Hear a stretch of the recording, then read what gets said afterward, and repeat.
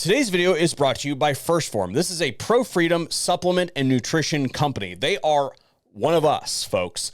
And when I think of their products for you, I think of adding value to your life. So there are two products that I need you to go check out. There will be a link in the pinned comment and on the link tree that tells them that I sent you. Go browse their wares, but first is their meat stick. This is a 20 gram protein stick. Think smoked meat. Doesn't need to be refrigerated. Eat it on the go when you're hungry. And the second thing is their energy drinks. It's an energy drink that doesn't have a bunch of crap in it. 1st Phorm has been eliminating dumb ingredients since before it was cool. When you pour it out, for instance, it looks like water.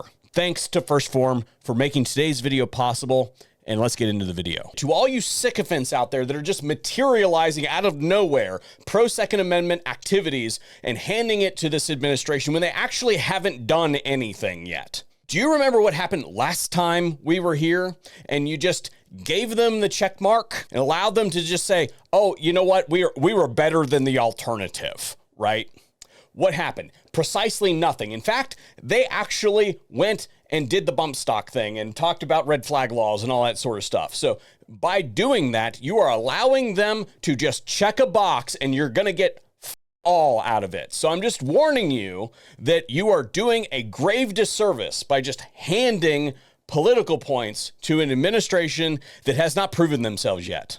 You have to hold their feet to the fire. Holding your elected officials accountable does not look like going out there and saying, good job, guys, for asking for an extension for 30 days. That was past tense, Curtis, like last week, talking about an incident basically where the DOJ got their hand caught in the cookie jar doing something they shouldn't have been doing. And a whole bunch of people made a whole lot of noise about it. And they're like, oh, we're sorry. Let us go back and reassess our positions and see if that's actually the direction we wanted to go. And everybody basically showed up and said, oh, wow, thank you for, reversing your position. They didn't reverse their position. I did a whole video on this. They just said, hey, we're going to think about it. We'll be back in a month. And the reason that I bring that up is because guess what, folks? Today I come back and we've got more of the same. This administration is double speaking. They are saying this over here and doing this with the other hand over here. And the Second Amendment community is so starved for a friend that they are enabling this behavior and just letting it slide. This weekend, I didn't get to cover any of the news because I was actually participating in a radio course on Saturday, and then on Sunday, we did a shotgun course. I was playing cameraman all weekend. There will be a debrief coming for you guys this week. For those of you who are interested in hopping into a shotgun course or getting some knowledge on radios where you don't have to be a ham fud to get in the door. So I didn't get to cover any of the news, but basically nothing of real substance happened this past weekend as it pertains to the Second Amendment advancement in the United States as far as government is concerned. A whole lot of people went out and made videos on how it's great that the ATF is getting a reduction in force by 1,000 agents. And that is not what happened. They didn't get rid of 1,000 ATF cops. They transferred 1,000 cops to the Federal Bureau of Investigation and Department of Justice. And those people, when this administration completely flubs their Second Amendment agenda and doesn't actually get anything of substance done, those people are going to go right back to the ATF under the next rabid anti-gun organization that comes in here, like the White House Department of Gun Control was run. And they're going to leverage those same exact people to infringe on your Second Amendment rights because this government is far too concerned with other things that aren't God-given inalienable rights enumerated in the Constitution of the United States. It's an honor for me to have won this election so that I can appoint these people to do their job, and they're going to do it like you have never seen. So let's go back to the 2A scorecard for this administration. And remember that when I left you off last, they were sitting at -3. And I give them no points for saying, hey, give us 30 days and we'll think about changing our mind on that thing. And again, no points awarded for saying, hey, we're going to take these ATF agents over here and put them to work over at the FBI. And then, later they'll just go back. That is not a long-term solution to America's problems. Thank you very much. So no points there either. So what happened today? This one is embarrassing. This is Brown versus the ATF, and you'll notice that this is dated today, March 24th, 2025, the Department of Justice Civil Division, as in Donald Trump's Department of Justice today under Pam Bondi.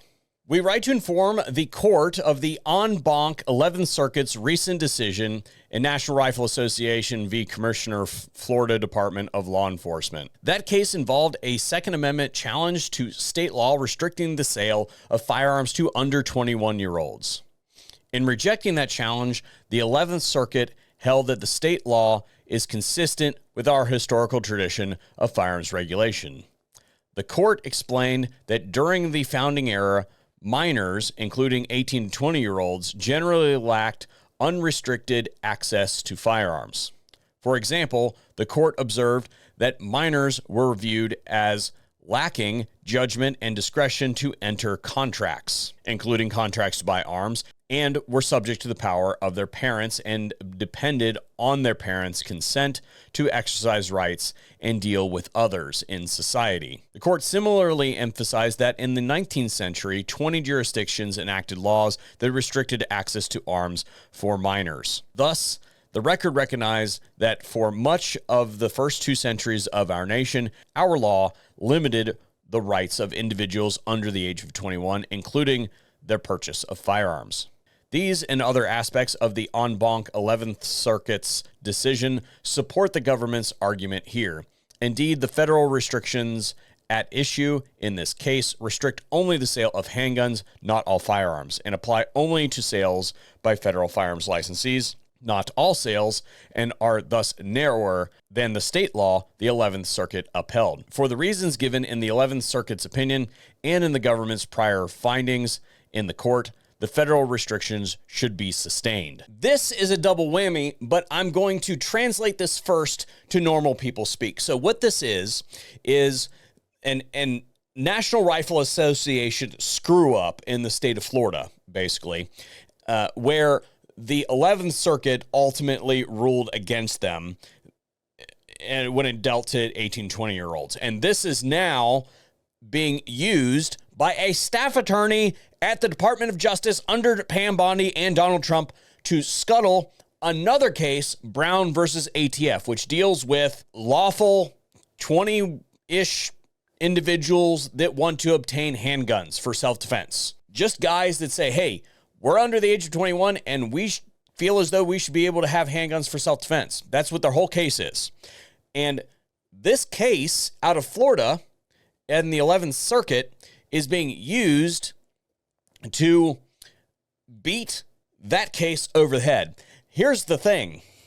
Not only is this a staff attorney at the current Department of Justice, but Pam Bondi herself is responsible for this case out of Florida. Her name is literally on it. So please, pretty please with sugar on top, please explain this away for me and tell me that she is an advocate for the Second Amendment when she's out here infringing on the rights of 18 to 20-year-old American citizens. 18 to 20-year-old American citizens that have to register for the Selective Services and be called up and in the event of a draft and drafted into service, compelled into service into any branch of the United States that they deem fit, can be handed a crew-served weapon and be told to go fight and die for the country, but they can't have a fucking handgun to defend themselves when they're here in the United States. Tell me again that this administration has your best interests in mind and the best interests of those 18 and 20-year-old American citizens whose rights are being trampled on.